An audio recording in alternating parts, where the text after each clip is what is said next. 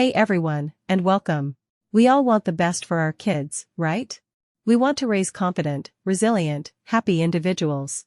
But sometimes, in the heat of the moment, or even without realizing it, the words we choose can carry a weight we never intended, a weight that can subtly, yet profoundly, shape our children's inner world for years to come. Today, we're going to talk about toxic things parents say to their children. These aren't always malicious statements, but they are phrases that, according to psychological research, actually hurt them. And understanding why is the first step towards breaking these cycles. Let's dive into some of these common phrases and unpack the hidden damage they inflict. Have you ever heard a parent say, or perhaps even said yourself, phrases like, "You're so lazy. What's wrong with you? You always mess things up. You're so stupid." These aren't just passing comments. When directed at a child, especially repeatedly, they stick. But seriously, what's the big deal? Can't a child just shake off a comment like "you're lazy"? Psychologists like Darshia Narvaez, a psychology professor emerita, tell us that habitual negative labeling and scolding can lead to a heightened stress response in children. This chronic stress actually undermines their ability to think, learn, and be open to others.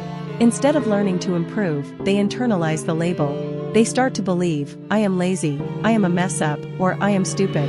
This can lead to a negative self-concept, shame, guilt, and a deep-seated feeling of inadequacy. They doubt their abilities and their worthiness of love. In the long run, this creates a profound fear of failure, paralyzing their eagerness to learn and explore. Another common trap parents fall into is dismissing a child's emotions with phrases like, "Stop crying. Don't be scared. It's not a big deal. You're overreacting." We often mean to reassure them, to tell them the situation isn't so bad. But that's not what a child hears. If I tell my child "don't be scared," isn't that just me trying to make them feel better? How can that be toxic? While your intention might be reassurance, what the child interprets is, "stop feeling."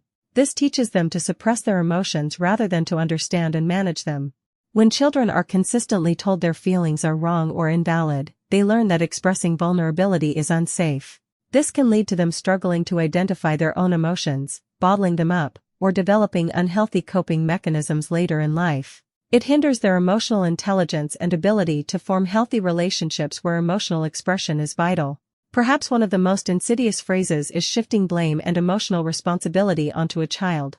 "You make me so angry. You're the reason I'm stressed. You're the reason we can't have nice things.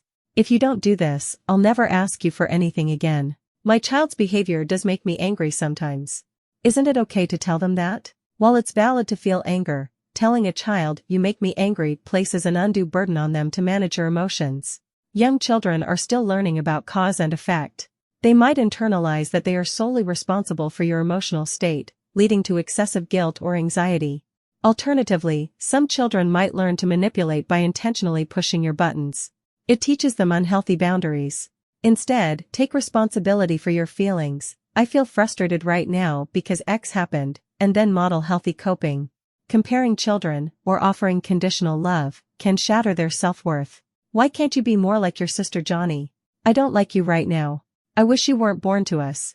Even said in jest, this is deeply damaging. I just want my child to strive for better. Isn't comparing them a good motivator?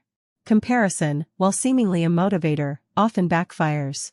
It teaches a child that their worth is dependent on how they measure up against others, fostering resentment, jealousy, and intense competition.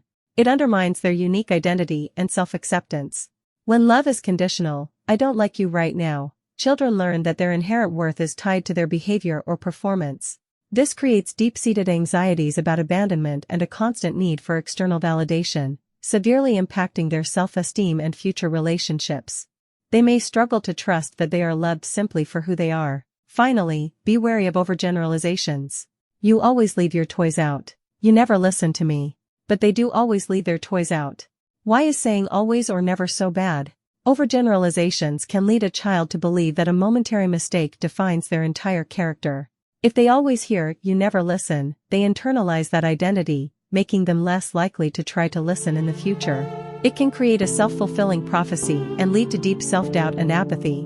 Language expert Sylvia Johnson points out that these harsh words and criticisms can induce a fear of failure and stagnate a child's creativity and eagerness to learn. So, what's the takeaway from all of this? It's not about being perfect parents, no one is. It's about being conscious parents. The research consistently points to the same solutions. Acknowledge and validate emotions. I see you're feeling sad. It's okay to cry. Take responsibility for your feelings. I feel frustrated right now. Focus on behavior, not character. Putting your toys away helps keep our home tidy instead of your messy. Offer unconditional love and support. I love you no matter what. Use encouragement, not comparisons. I'm proud of how hard you tried, instead of comparing them. Our words are powerful tools. Let's use them to build bridges, not walls, in the hearts and minds of our children. Let's foster their confidence, their emotional intelligence, and their belief in themselves. Thank you for watching. If this video resonated with you, please like, share, and subscribe for more insights into conscious parenting.